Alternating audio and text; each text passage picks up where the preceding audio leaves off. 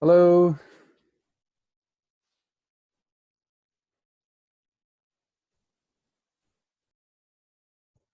All right, so we're going to talk about topicals. Today is Monday, March 30th.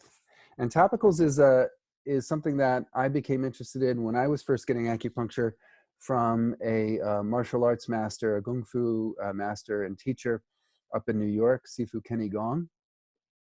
And he used to make a lot of his own topicals, especially like liniments, but he had all kinds of different plasters that he would use on his martial arts students and his patients, myself among them. Also, my first beloved, who was, I guess, what you would call a witch or a pagan.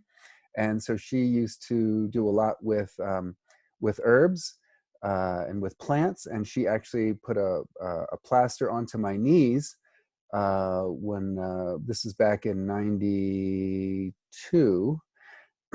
that eventually was like extraordinarily painful. After about 20 minutes, it felt like something in my knees. It felt like somebody had was pumping up a balloon inside of my knees that became increasingly larger and larger and larger. And I played a lot of baseball. I was a catcher, and I had had a lot of injuries, like from football and baseball, with my knees. And they were almost always in pain, and it was really worse in the winter, and it was worse when it rained. It was just pretty miserable all the time. But she put these plasters on my knees, and it felt like this balloon had been like growing inside of like under my patella, and it became almost excruciating.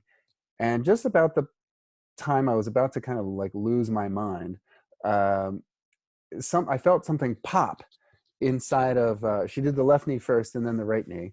I felt something pop, and then this incredible pressure released, and I felt fantastic.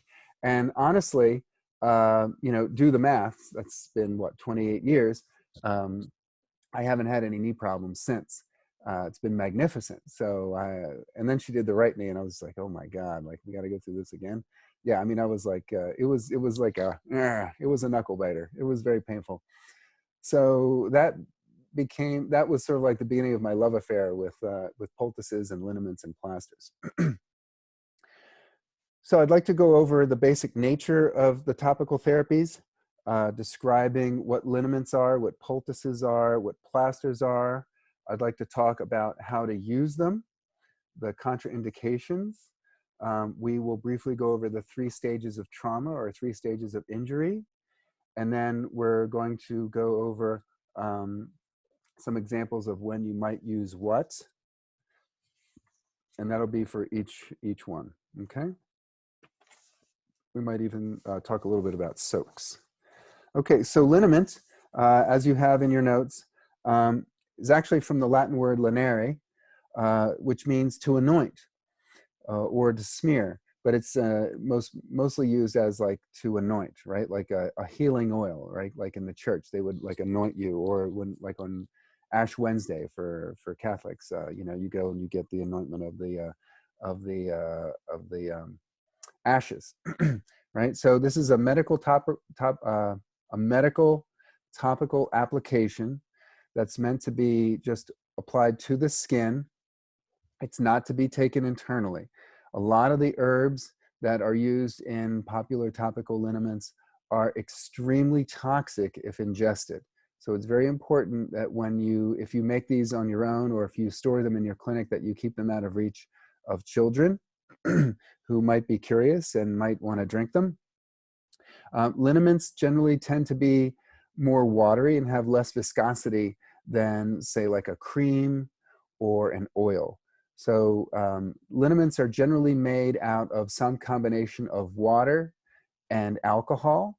Sometimes they're called wines or liquors.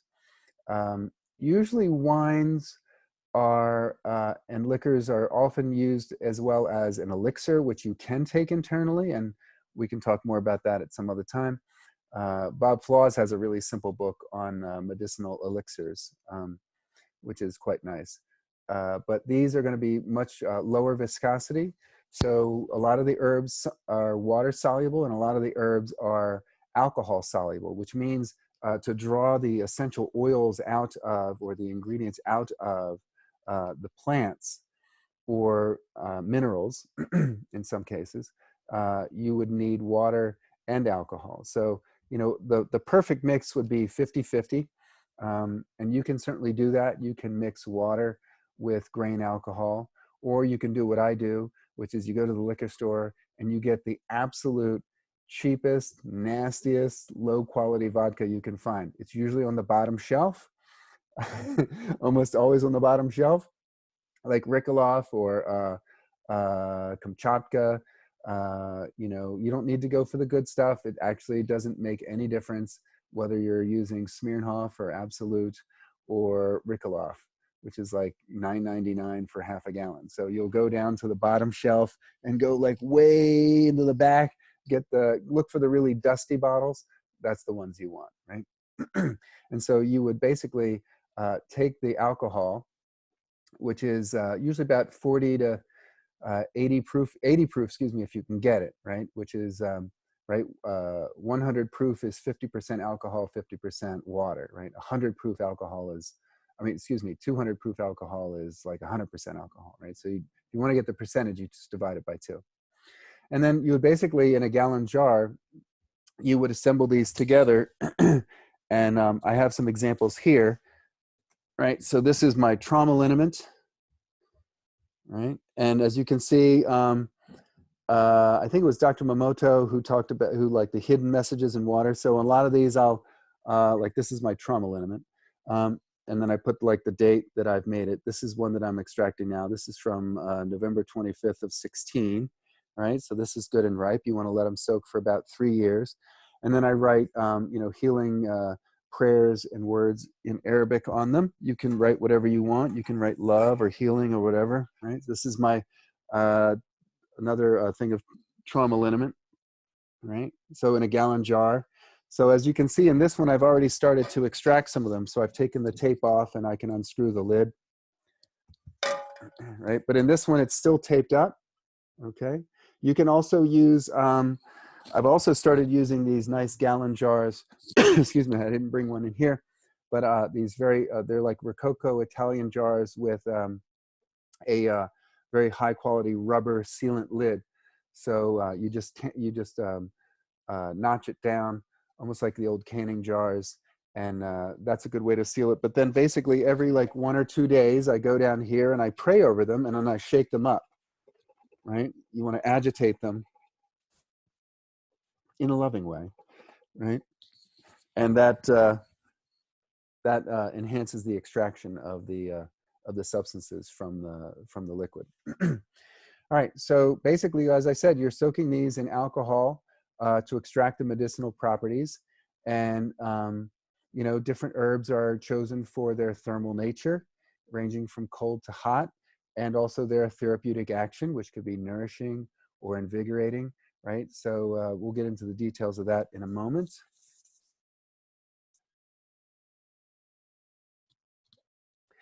The nice thing is that liniments are very easy to make. They're also simple to purchase online. And they're very easy for your patients to use, for lay people to use. And this is something that they can continue to use on themselves or others at home to supplement the benefits of your treatments in between office visits. So like in order to apply them,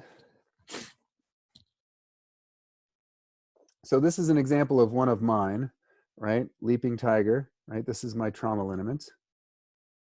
Right? There's the tiger.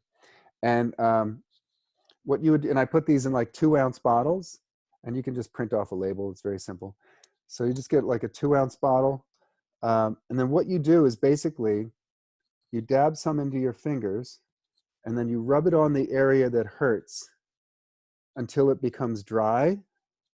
And then you start to feel the heat of the friction from your fingers. And then you would dab that on like 2 or 3 more times. Right?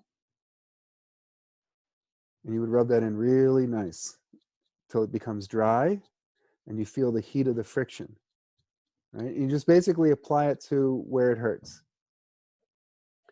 what I like to do is when I'm applying it on my patients, I also, I mean, this is just me, you know, you can do medical qigong on them while you're doing it. You can pray, you know, you can send healing intentions through your hand into their skin, right? This is an example of my tendon lotion, right? Um, very simple, and on the back, you know, has some warnings and other information, right? Injuries to tendons, ligaments, muscles, and joints, sprains and tendonitis for external use only. Apply 2 to 3 times per day. Okay. So this is an example of how you can bottle it yourself, right, for easy use. The nice thing about these is the ingredients are pretty readily available, and like all you have to do is just basically, you know, you get them either whole, or you can crunch them up yourself again to sort of increase the amount of surface area. I've experimented also with grinding them up a little bit more, so there's more surface area available to the alcohol.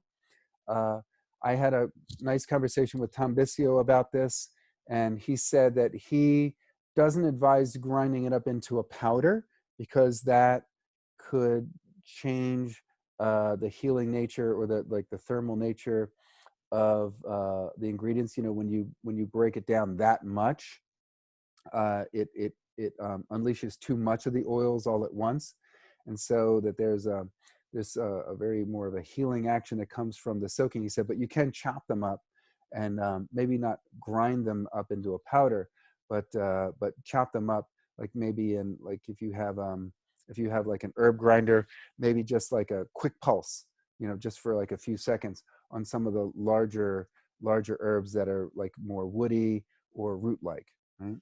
And so I've given you a couple of links on the notes to wellpointom.com and scarfamily.jiao. They have an interesting store that supplies a lot of martial arts gear and liniments and soaks and poultices. So that can give you an idea of like how to make some for yourself. Really, I highly recommend them. You know, a lot of my patients tell me that sometimes they don't even they can skip an appointment or two because of, you know, using the liniments. And one of the things that you can do is also with the liniments is you can pour this a little bit onto like a couple of gauze pads, like make a couple gauze pads, and you can have them, or you can do it, apply the liniment onto the gauze pad, and then you apply the pad onto the affected area, and then you can tape that down, or like wrap it with one of those athletic bandages, athletic tape, right? And that can create what we would call like a poultice, right?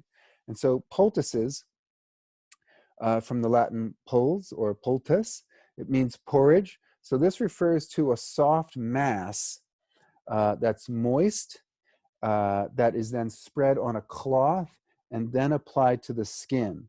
And so you would use to treat this in for the same ways that you would use to treat liniments. And I'll get into the specifics more a little bit later in terms of like application. But basically the liniments are, you can use, again, based on the herbs you use, anything from very cold herbs to very warming herbs or hot herbs. So for example, so like this Leaping Tiger trauma liniment, right? And we'll go over the stages of trauma. You would use this in the very beginning stages like you would ice, okay? And I forgot to get, maybe when we take a break, I'll go get it. But Daniel Scryer and I are also making a type of herbal ice called Huang Sun. And this is a type of a poultice where you could spread this on. It's like, it has the consistency of like a grainy, granular Vaseline, right? And then you would spread this on the skin to use instead of ice, right? So poultices are more of like, they're less thin and watery like the liniments.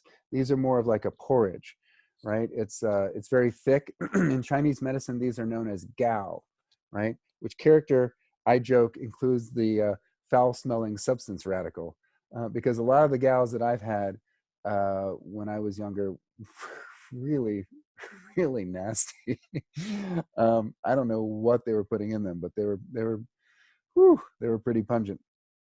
But it's very much like a paste, almost like mud that you would apply, and you can mix the powdered herbal remedies. And historically, what you would do is you would mix them with egg white, because egg white, the protein, the albumin in egg white, is very, very close molecularly to the proteins in our own skin and our own tissue. So you can use also Vaseline, although I'm not a big fan of Vaseline, but you can use that in a pinch, or you can use egg whites. This mixture is applied directly on the skin, and then you would cover that over with a light cloth to gently hold that in place. You don't want it to be compressed, right? You don't want to compress it in there. And then you would cover that, if you can, with a little bit of plastic wrap, like a little bit of saran wrap, and you use like a loose rubber band at each end to help secure it. And then what happens is the body heat then activates the egg white and the herbs in the poultice, in the gel, right? And this helps to facilitate the deeper penetration. Now, what I tell folks, if they're using, say, in this case, like the Tendon Lotion, any kind of warming liniments, I would recommend them not applying heat over that. So some folks who feel better with heat, right? You're going to use more warming herbs. You're going to use a more warming solution. What I would recommend when they're using liniments is, after they apply the liniment, not to apply heat, like a heat lamp or a heating pad or a hot water bottle over that.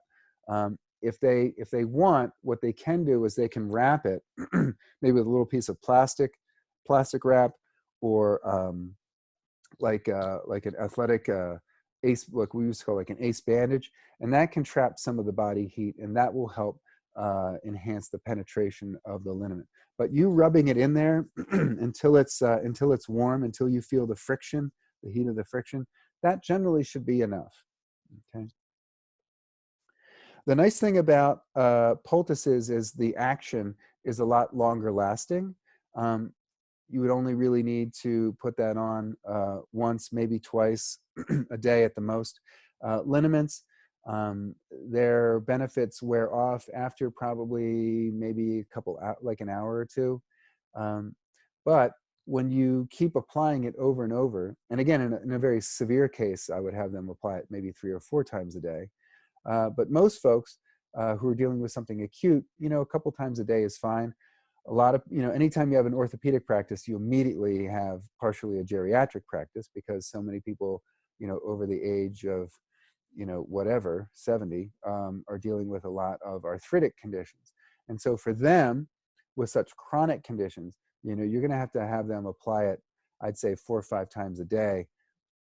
Most people don't apply it that often, but if you can get them to, all the better. Most of them you can get to do it at least 2, maybe 3 times a day. So you have to work out it, like anything else, like herbs or just about any other activity or homework that you give them, therapeutic homework, you have to work with them. Unfortunately, people are not often very self-motivated. So you actually have to, I would really recommend working out a plan or a strategy, like, okay, when this TV show comes on, then you put it on. When the news comes on, then you put it on, right? When, Jimmy Kimmel comes on, then you put it on one more time, all that stuff. Or before you go for a walk, this is what you do. Unfortunately, you really have to do that.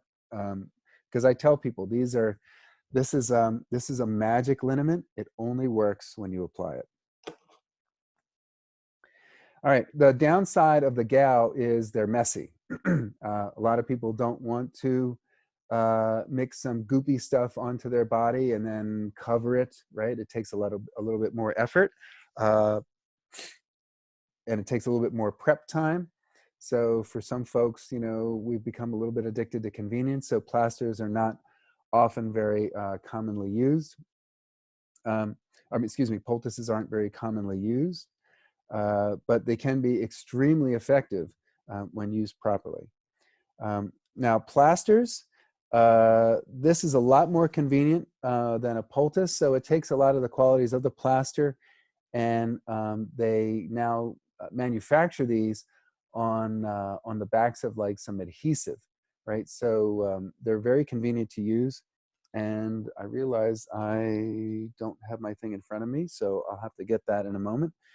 So the plasters are nice because they sell these over the counter, or you can get them online. They come in like these little plastic sleeves, and you just open it up and you pull these out. Salon Paz is probably the most well-known. Yunnan Baiyao has a medicated plaster. Basically, it's like a sheet that you pull one end off and then you adhere it. It's like a little square that you can apply to your own skin. Traditionally, the herbs and plasters were not applied directly onto the skin as in a poultice, but were sandwiched between layers of thin, breathable cloth, like what's that, cheesecloth, or now what we have is gauze. And then you would place it on the affected area, and then you would cover it, right? So, but these are really simple to use and very easy to get. You know, these are really good for, like the pluses is it really good for any stage of injury. They make plasters for acute injuries where there's swelling and inflammation. They make them for like general maintenance, like muscle aches that come from working out or playing sports. So these are really simple to use. So I realize I need to go get some. So let's take like maybe like a very short break. Let's see, it's 11:33 and we have till 12:20. Let's take 5 minutes and then I'll be right back. Okay, so as I mentioned, here's a one that I make. You can get these 1 ounce jars. You can also get 2 ounce jars with a plastic lid. I like to get the glass. And then this is basically coconut oil and locally harvested beeswax. I got from a person that has I can't remember what you call it, not an apiary, but they have a bunch of hives here. And then the 3 main ingredients are these yellow powders. Unfortunately, actually, what you get commercially these days is actually 2 yellow powder, because one of the Huangs is relatively expensive and they've come to replace something else with it. So you're not getting like the whole thing. This is from Tom Bissio's brand. This is his San Huang San, or he calls it San Huang Gao, right? As you can see, it's kind of like a muddy looking paste that you would then smear on the affected area. I have to say I actually like mine a little bit better, mine and Daniel's. It goes on a little bit easier. With Bissio's and other people's, you have to press pretty hard to get it in, in the skin to absorb, and that pressure can be very painful for some of my patients. So we'll talk a little bit about application, the details of the applications in a bit. And then, so I just wanted to give you some examples of some plasters that are commonly available. So here's again one from Yunnan Baiyao, an arthritis pain relief plaster. This is one of my favorites, the Quato medicated plaster. I don't know if you can see that okay without glare, right? And then when you open that up, this is what you get. You get like this sleeve, and then you would open the sleeve, and then the plasters inside that. Here's one that's obviously American in nature because it's called Pain Terminator. Very American of us. And then there's some, let me open one up actually, kind of show you.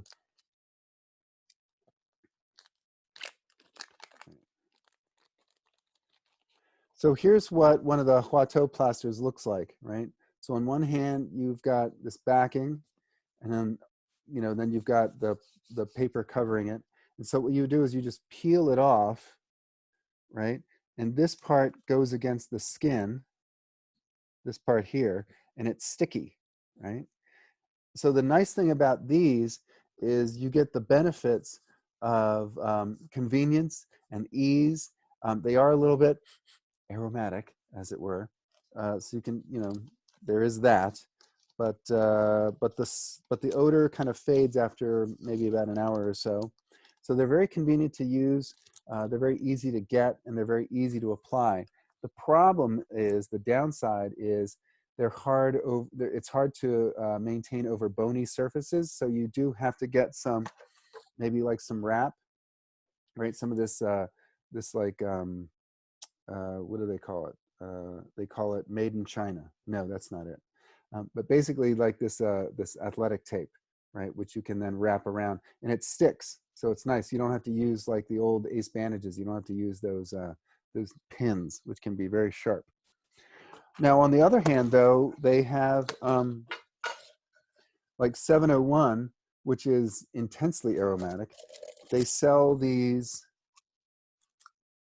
in a long piece. Now, this is only part of it. I've been using a lot of these, but they come in rolls. One plaster is 3.9 inches. That's this way. And then the other part is 157 inches, right? So the nice thing about that is you can cut to size. So just get like a pair of like surgical scissors, right? And then you can cut this to whatever size you want, right? You just unroll it. And this is a little bit easier. So you don't have to deal with the small standardized sizes like from Salonpas or Quato or Pain Terminator, as well as some of the others. Let's see. Oh yeah, and whitey patches, which are outstanding. They are very expensive, but they're incredibly effective, right? YT patches, okay, from Way Labs. So there are a number of ones that you can get like this. This is 701 brand. Another brand I like is Wu-Tang, excuse me, Wu-Yang. Not, yeah, that would be cool if Wu-Tang Clan put out a plaster. But again, you know, they come in a can. You pop that open. I believe you can get up to 40 ounce. All right. And again, like the other ones, you would just basically unroll it and then you would cut it to whatever size you want, right? And so you can see like here's the medicated side and then here's the backing. So you just peel that off and then apply it to wherever you like. All right. So let's talk a little bit about application.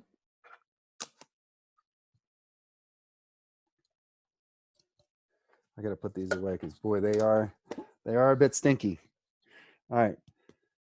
So let's talk a little bit about application. So first, I want to mention the contraindications. Again, these are all for external use only. A lot of the herbs, again, are highly toxic when ingested.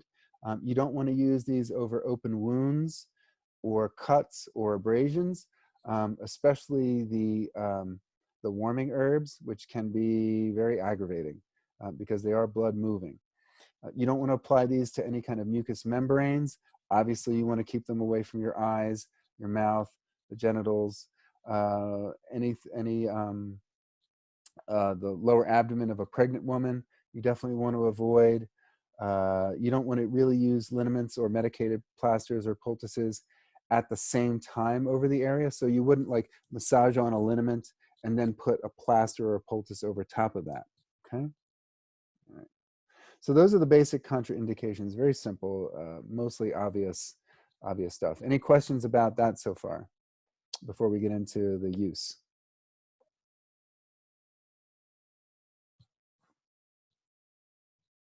Okay. So when we're talking about the use, we need to talk about the stages of trauma or the stages of injury. There's stage 1, 2, and 3. Any acute injury is going to be stage 1. All right. Stage 1 is generally where people experience the most pain, the most swelling, the most redness, the most inflammation. This is characterized by pain and heat and swelling. So by definition, all acute injuries will be stage 1. And stage 1 can last anywhere from like a day to several weeks, unfortunately. That will also depend, you know, how quickly someone moves through the stages of trauma will depend on how well they take care of themselves and how well they listen to your advice. In any kind of a fresh acute injury, you're going to always assume there's heat. Even if you don't see any redness, even if, you know, like to your touch, you don't feel heat, even if it doesn't feel hot to the patient, you're going to assume there's heat. You're going to assume that the natural, healthy, inflammatory response will be engaged. And so your primary treatment strategies are going to be clearing heat, dispelling blood stasis, dispelling chi stasis, stagnation, resolving toxins, and relieving pain. So what do I mean by toxins? So in any kind of injury, let's say I fall and I injure my wrist, maybe I sprain it, right? And then there's swelling, there's pain, probably some redness. Maybe you feel some heat, maybe you don't. But the swelling or bruising indicates that a number of things have happened. So the cells of the tissue, of the muscles, of the blood cells, their membranes have burst. Even the small vessels, right? The capillaries and so forth, the microvessels have burst. The borders have been broken, right? They've broken open, and the contents of the intracellular fluid and other intracellular contents have now spilled out, as well as blood from the small blood vessels has spilled out into the local area. That's what we mean by toxins. That's why there's swelling, right? That's why it feels kind of mushy a little bit, right? Because of these fluids, intracellular fluids and intravascular fluids are now outside of the normal boundaries. They're in the area. That increases pressure. That increases stasis and stagnation, right? And so in stage one, you want to clear the excess heat of the inflammatory response. You don't want to stop the inflammatory response. This is why Huang Sun or Huang Gel is so powerfully helpful, as well as Jiao trauma liniment, right? Because these have very cold herbs, but very powerful blood moving herbs, because you don't want to freeze everything in place. Cold is great for, like ice is great for about 5 minutes out of every hour. You want to cool the area to facilitate flow, but you don't want to freeze everything in place. So what happens when you use too much ice is not only do you freeze all of the intracellular contents in place, because cold slows things down. Cold, right, contracts. It's a contracting energy. It's not expansive. It doesn't help things move and flow. It's about concentrating things, right? Excuse me. So too much ice freezes the intracellular fluid in place. It also slows the circulation of qi and blood through the area, and inhibits the natural inflammatory response, which is to bring more qi and blood to the area, to keep things moving, to move away the waste, to move away these toxins, these intracellular and intravascular waste. The problem is it would be like there's a car accident, and all of a sudden, in order to protect the area, we build this wall, we cordon off the area, and we put up all these barriers around the accident, which is certainly very protective of the people and the automobiles within that barriers, right, inside. But unfortunately, the ambulance and the tow truck can't come, right? So the third thing that it does, which is really awful, is Wei Qi is yang. Yang needs circulation and warmth, right, to do what it does, to protect us. And so when you put too much ice on there, it actually it's kind of like it puts the yang Wei Qi to sleep and leaves that area more vulnerable to invasion by external pathogenic factors. And this is what happens so often with athletes, where they ice, or go into an ice bath, after a game, or they soak their elbow, in ice, or they make a poultice of ice, and they wrap it in place and they leave it on there for an hour. And what happens is the Wei Qi becomes damaged in that area, and invariably it weakens the area, because again, what is the Wei Qi circulate around? The sinew meridians, right? So you've damaged the yang qi through the sinew meridians, which then leads to more muscle weakness. And over time, if the invasion of pathogenic wind and cold becomes chronic, that turns to heat. And that chronic heat, if untreated, and again, they do more ice, which kind of facilitates this, you know, what do you call it? Like, this vicious cycle, right? Then over time, that heat will begin to damage the marrow and the tendons. And so when it damages the marrow, it damages the nerve. And then what you have is Wei atrophy syndrome, right? And so I think about the time when I got to meet Johnny Unitas later in life. I think he was like in his mid to late 60s. He could not even hold up a cup of coffee in his hand because his arm and hand and elbows and shoulders been so damaged that he had absolutely no strength in his hand anymore. Like he couldn't shake hands. He couldn't even hold up a cup of coffee. He could barely write his name. He could barely hold a pen. So that's called Wei atrophy syndrome. So this is why it's so vital to treat people in stage 1 appropriately. All right, any questions so far?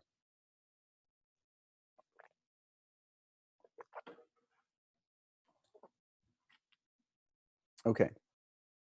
All right. So stage 2, well, actually, let me just back up real quick. So in stage 1, what you're going to be doing is you're going to be applying liniments and plasters or poultices that have very cold herbs that are cooling in nature, but they're also blood invigorating, right? And qi invigorating to move stasis, because again, what you're dealing with is heat, blood stasis, qi stagnation, toxins from the intercellular and intravascular fluids that are filling up the area, as well as relieving pain. So this would be where you would do points above and below, maybe meridian clearing treatments. You would certainly, at some point, probably do a sinew meridian treatment involving the Jingwell point, and then maybe some points at the joints, you know, proximal to the area of injury, and then the gathering point, right? We can get into the details of that later. And then you would also perhaps do some other treatments like Dr. Tan's balance method treatment, or maybe some Master Dung treatments. So if I injure my left wrist, then I could do points on my right wrist or my right ankle. All right, so what I do is you can also apply some gua sha and cupping to the area. We'll get into that more in later class when I talk about integration. But you can start to put on whatever it is that you want to put on, maybe the San Huang Sun or some Ditat Jiao, which literally means hit fall wine or strike fall wine. When you get hit or fall down, or when you get hit and then fall down, right? And they call it wine because it's mixed with alcohol. So you can apply some of that, and then you can begin your treatments, or you can treat first and then leave them with the, like, have the liniment be the last thing you put on. Either is fine. Either is fine. All right, so that's stage 1. Mostly pain, swelling, internal heat, toxins, and pain, and blood stasis. So with stage 2, this begins roughly when the initial inflammation and swelling has subsided. All right, it may not be completely gone, but maybe, like, you know, at least 80%. Again, it's not like, you know, people like, okay, at 3 o'clock now I'm in stage 3, you know, on a Tuesday, obviously. So you want to look for when there's less swelling, maybe the patient feels less heat, there's less redness, there's going to be less tenderness, right? So tenderness upon palpation, that will have subsided. At this point, a lot of the damaged blood vessels and damaged cells will have mostly healed, right? So the swelling will have gone down, the bruising will have subsided dramatically. Now you want to make sure that any of the damaged tissue, which also weakens the Wei Qi and the sinew meridians, you want to make sure that you're doing some points to protect them. So you're doing some points to dispel cold, dispel wind, or dispel heat, right? To move blood, to move qi, maybe dispel damp, right? You know, you just go by the normal signs and symptoms. By this time, there's usually not a lot of cold that's set in, but you can do points systemically to support moving blood as well as in the local area. and that helps to dispel cold right there. And clearing heat from the local area. It's unlikely that the heat will be systemic, so you don't have to do a lot of points for that. It's generally more localized points to clear heat in the local area. And then, of course, you're going to be doing continued points to treat the pain, right? So at this point now, you're using more like less cold herbs, maybe a balance between cooling herbs and warming herbs. So you're still clearing out any residual heat in the area, but you're also tending to more invigoration. So that's going to be more warming, right? Which also brings in the repair phase of the healing process. All right. Okay, and then stage 3, which usually does not begin at a clearly defined point in time. Again, like stage 2, there's almost always, there's even more overlap between stages 2 and 3. Let's see, what's that say? Is whey atrophy in Machocha? I believe so. I believe so. If you don't find it there, just text me, and we'll find a resource for you. Okay. What I know mostly from whey atrophy syndrome, I've gotten from lectures with Jeffrey Yuan, so I'm happy to talk more about that. But I think if you do like a Google search, you should be able to find something on it. And if you don't, again, let me know. All right, so stage 3, this is now where the bruising has subsided, the swelling has subsided. It should be pretty much completely gone. Pretty much, I would say like, 95% of the heat and inflammation is gone. Again, it kind of depends on how people, their lifestyle behaviors will affect their recovery. So it really depends on how well they're taking care of themselves. What I've often found is that at near the end of stage 2, people then jump the gun and go back to working out the way they did before, and then they re-injure themselves, and now we're sort of like back to square 1.5, where we're having to employ treatment strategies of stage 1 and 2 simultaneously. And this is certainly common for competitive athletes who really need to get back into the game or back into what they're doing as quickly as possible. So, a lot of your work is unfortunately going to be, managing them psychologically and emotionally. But stage 3, this is when you're using much more neutral or warming formulas. These are going to be often sometimes like kidney supplementing herbs to stimulate the regeneration of ligaments, liver, blood moving and building herbs to support the health and well-being of the sinews and the muscles, right? So, and again, in stage 3, you're definitely going to be doing a lot of work to protect the area from further invasion. So, still working with the sinew channels, and we can talk about that also in trimester 9, or you can read about it in Ann Cecil Sturman's book on, I think it's like Advanced Acupuncture Treatment Strategies or something. So stage 3 is going to be a little bit more warming and built like substance building, chi building, blood building, with a little bit of moving qualities as well. Okay, so those are the basic stages. Let's see if I have this summary in here. Yeah, so actually on page 6 of your notes, I think it should be on page 6, I've included sort of a way of comparing Eastern and Western ways of looking at the different stages. So I've included the stage, the pathophysiology from a Western standpoint, the major signs and symptoms, as well as what your treatment strategy, the focus of treatment will be. So stage 1, it's vascular reaction. It's the inflammatory response. This is the formation of what are called heat toxins, which I've described earlier. And of course, blood stasis and chi stagnation. So what you're mainly going to be dealing with is heat, which may or may not be palpable to you or the patient, but assume it's there because it is, because this is the stage where the inflammatory response is occurring.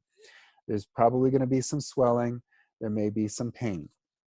So obviously what you're going to be doing is clearing heat, eliminating heat toxins, moving stasis, and easing pain. Again, you're going to be applying liniments or poultices or plasters or gel that are very cold and cooling in nature, maybe a little bit of warming, balancing in nature. And these will include things like menthols, where did my other sheet go? And camphors, right? These are things that are what are called counter irritants. If you're not familiar, and I may not be explaining this, super clearly, but my understanding of counter irritants is that the substance itself, like menthols and camphors and peppermints, these intensely aromatic herbs, how they work as a counter irritant is they are a nice balance of cool and warm. But what they do is they interfere, they have this biochemical nature where they interfere with the pain signals between the area and your brain. So in a way, it's kind of like icy hot, where it feels hot, but it's actually cooling. It's really interesting. And they have like a nice balance between cooling and warming natures. So menthol opens the Wei Qi. It penetrates the flesh and the muscles, and it's really good at clearing heat and venting heat to the exterior. Camphor also opens the Wei Qi. It also penetrates the flesh and the muscles, and it also clears heat and vents heat to the exterior. Also, cinnamon, which is spicy and sharp and hot, but that is said to open the portals and open, in this case, not just the sensory portals, but the portals of your pores to sweat. It stimulates a sweat to clear the heat and any other pathogenic factor like wind or cold as well. And then menthol and peppermint, which is a form of menthol. Actually, I mentioned menthol. So peppermint, which is a form of menthol, is also spicy and cooling.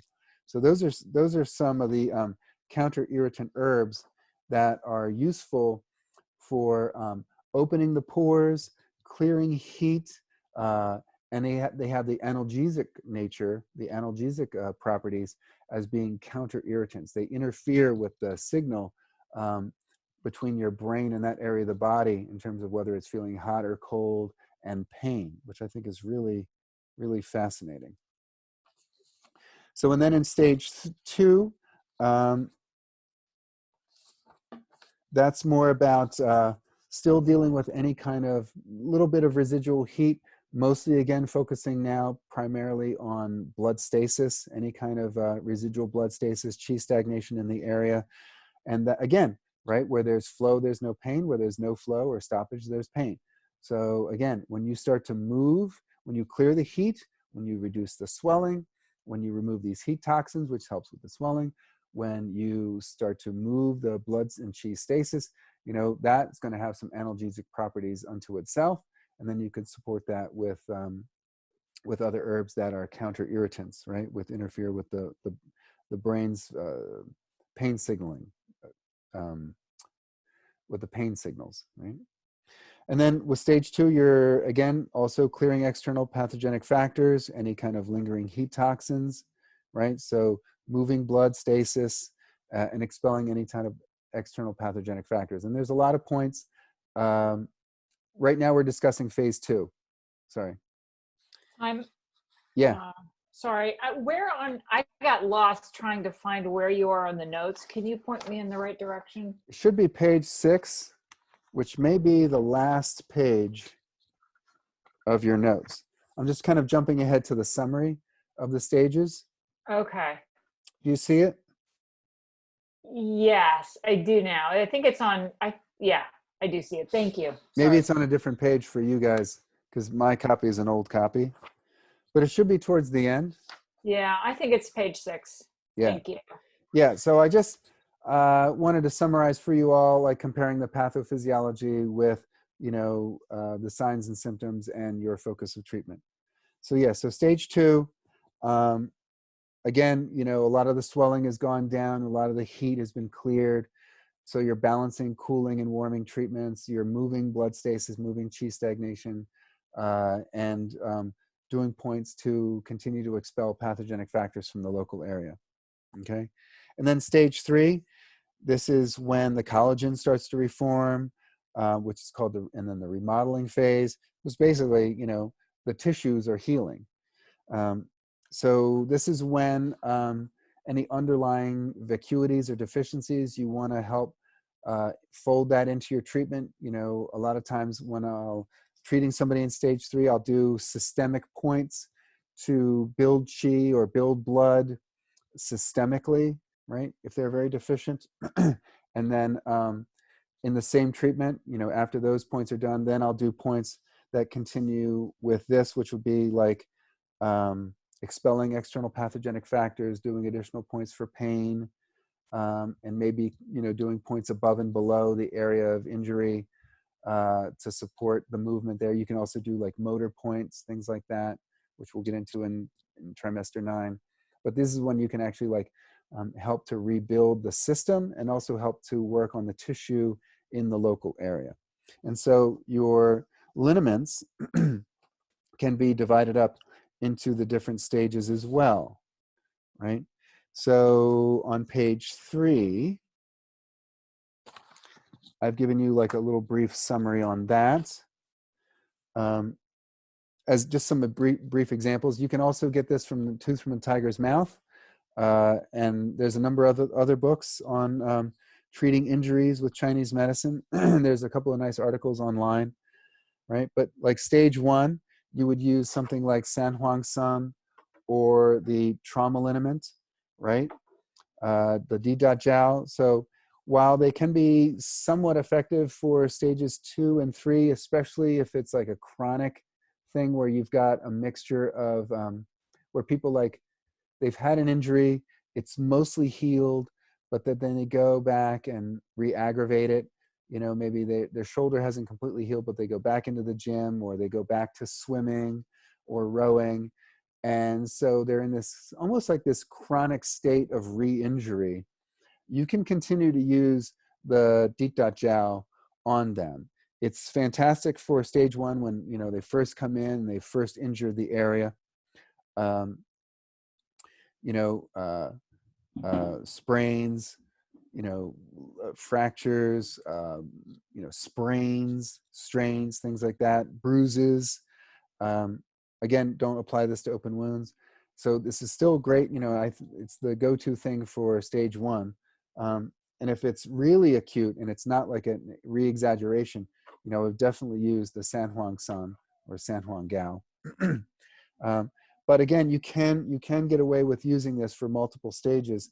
But you also want to make sure if you're doing this for a re-exaggeration of an injury and it's kind of like this chronic flare-up type of situation, you also want to make sure that the person is resting as much as possible with then intermittent bouts of a little bit of activity where they're not bearing a lot of weight, where they're putting a lot of pressure on the sinew meridians, but they're moving around or getting some moderate exercise to enhance the circulation through the area, right? I'm imagining it's my shoulder here, okay?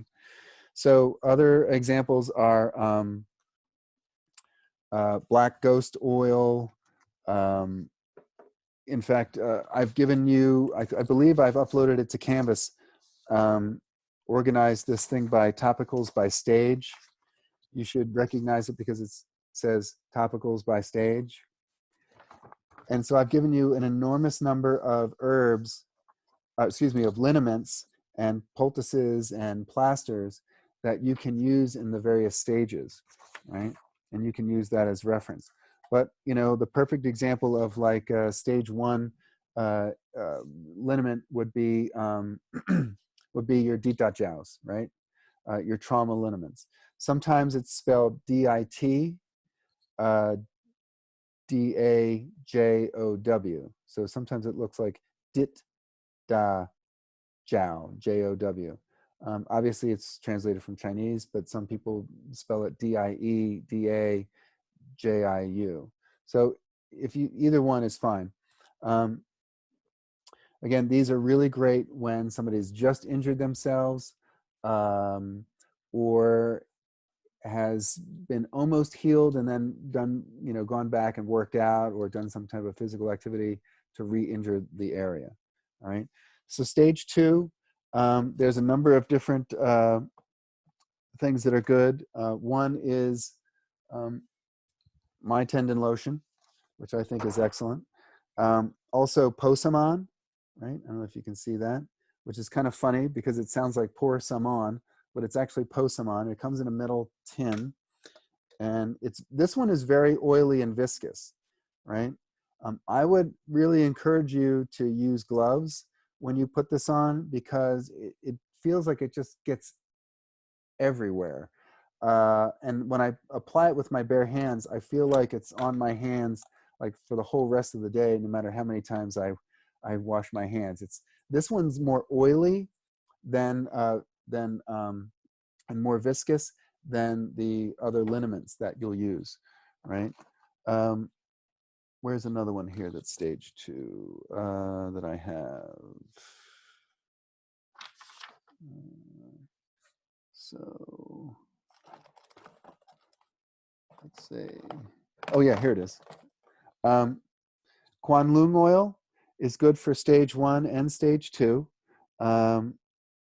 That's a really nice one. If you can get that, it has a really nice aromatic smell. It has a lot of menthol and camphor, and very useful. So those are nice stage 1 and 2. For stage 2, you can also use Dr. Schur's Medicated Liniment. He's got some really good stuff. If you look for that, I think they have that on, is it like maybe Evergreen, I think, I'm not sure, sells it. But if you do, it's called Dr. Schur's, SHIR. And I've listed a whole bunch of stage 2 liniments that you can use, and plasters as well. So for stage 3, these are going to be more warming, more hot. So you can get Tiger Liniment, which is nice. That's in liquid form.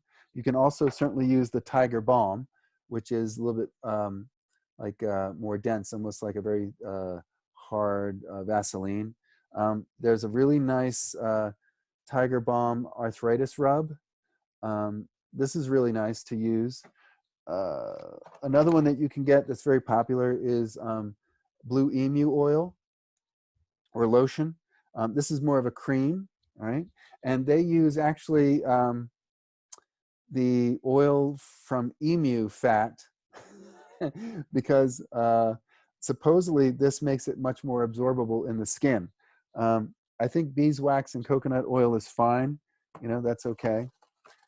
There's another one called Marian Gel by Soothing Touch.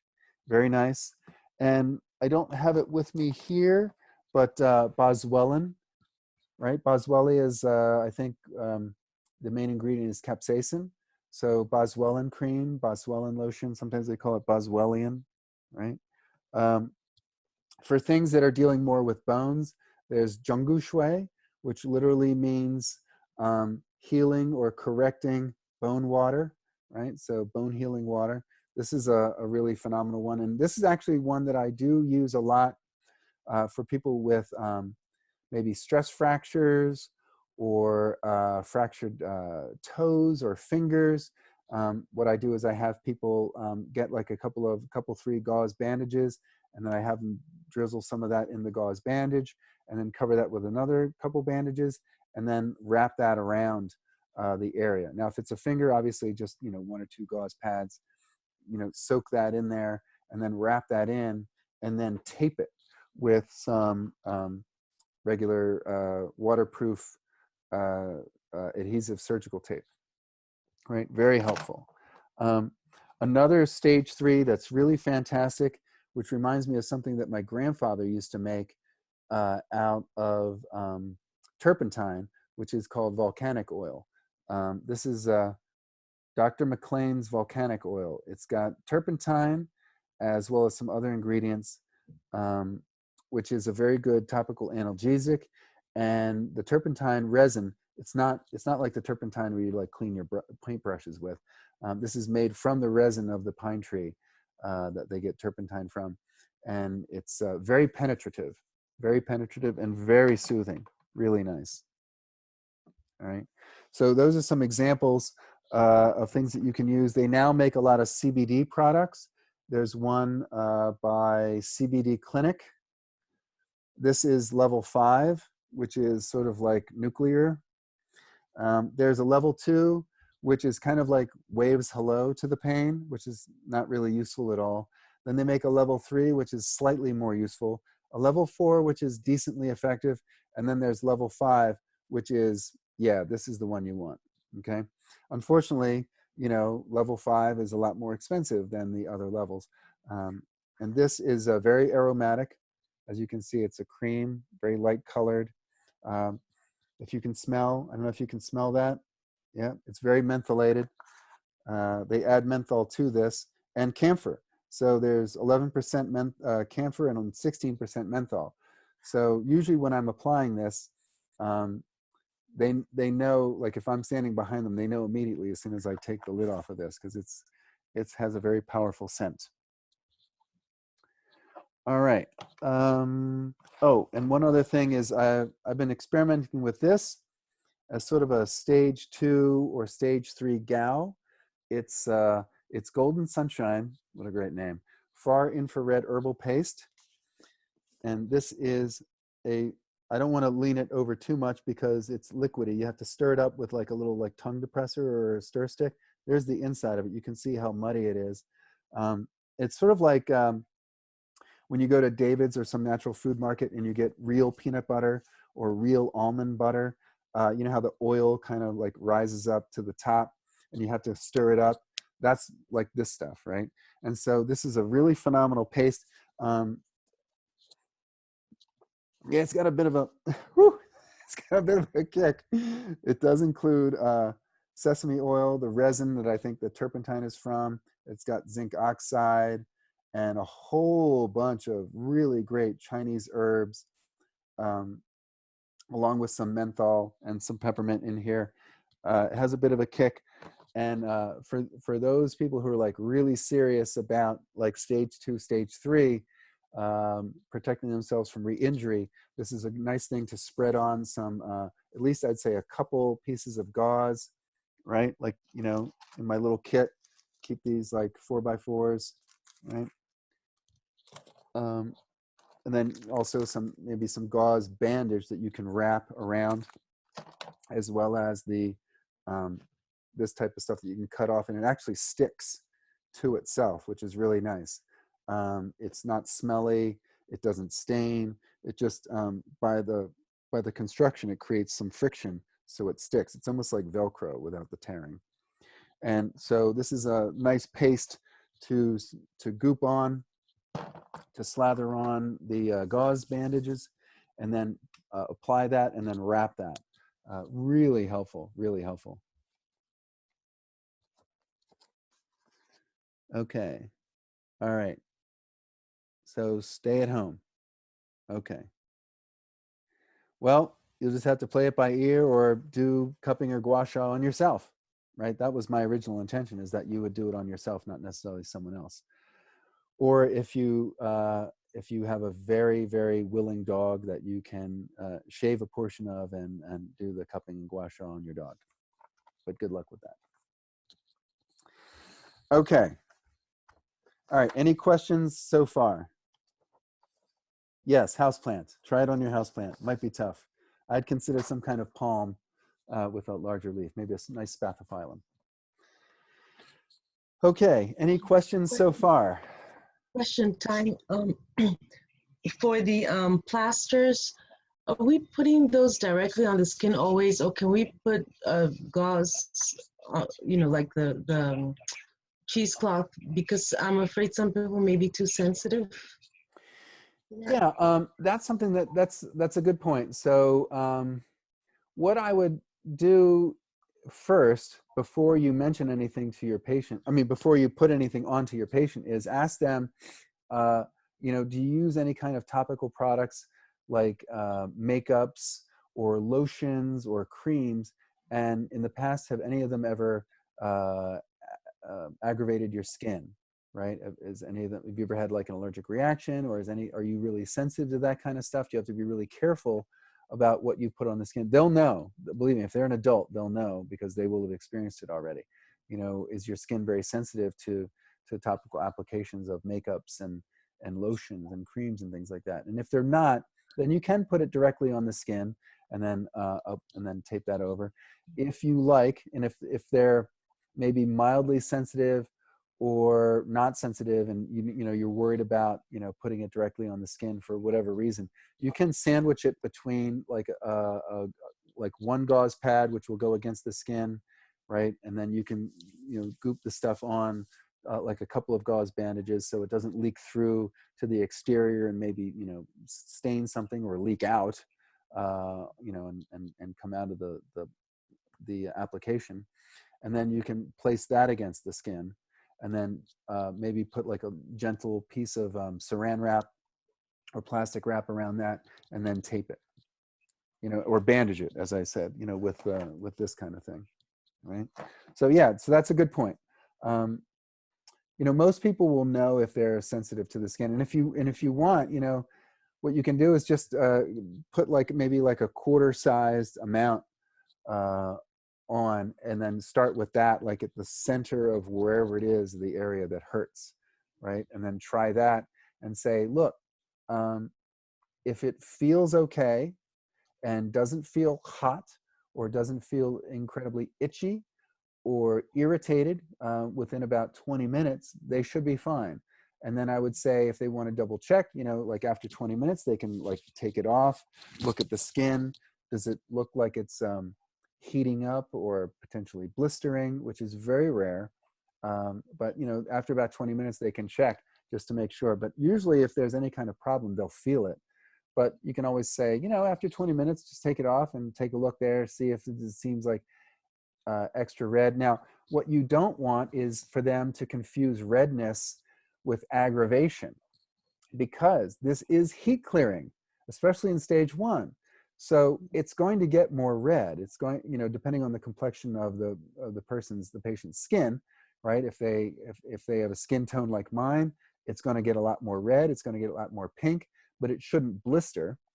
But even then, I mean, you know, going old school, that's not a bad thing if you can keep the blister clean. It shouldn't be, I mean, that's, you know, again, there's like what's efficacious, and, you know, then there's like modern, sensitive, convenient sensibilities, right? So, you know, you can tell them to maybe go it a little bit at a time. But ideally what you want, and if it's a darker complected skin, it'll probably be like a hint more red, or might even get a little bit darker. But that's okay, as long as it's not painful, right? But they're going to feel it, you know, for some people. For most people, they're not going to feel anything. And for some people, they'll feel a little bit of like, yeah, I'm kind of aware of that. That's not a bad thing. Again, they can look to check just to make sure, just to be safe, that it's not, you know, exuberantly blistering. But you do want the heat to come out. I mean, that's the sign that it's actually working. Right? So it might get more red. It might get a little bit more, I'm a little aware of it. Again, I mean, what I had to go through with my knee, I mean, I was doing everything I could not to scream. But then after like 20 minutes, I was in ecstasy. So again, you gotta help kind of like walk people through a temporary bit of discomfort. But for the vast majority of patients, it should not be uncomfortable at all. It just should just feel warm or hot. All right, any other questions?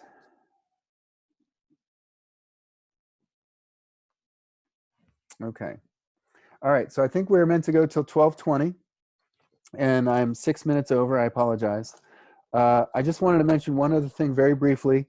For those of you who are still on, you can, for people who are experiencing intense bruising, there's a nice triple remedy you can use. I don't have all of it with me, but you can combine arnica gel with what's called resinol K, and I'll type it into the box here. With resinol K and the Yunnan Baiyao powder, and you can mix that up into a paste and put that on some gauze and apply that directly to the skin, and have them keep putting that on like maybe a couple, 3 times a day. And it is almost miraculous in terms of eliminating bruises, as well as the pain and discomfort that comes from them. So I hope this was helpful for you all. I will upload some videos for cupping. And if you have any questions, again, please don't hesitate to contact me. Take care.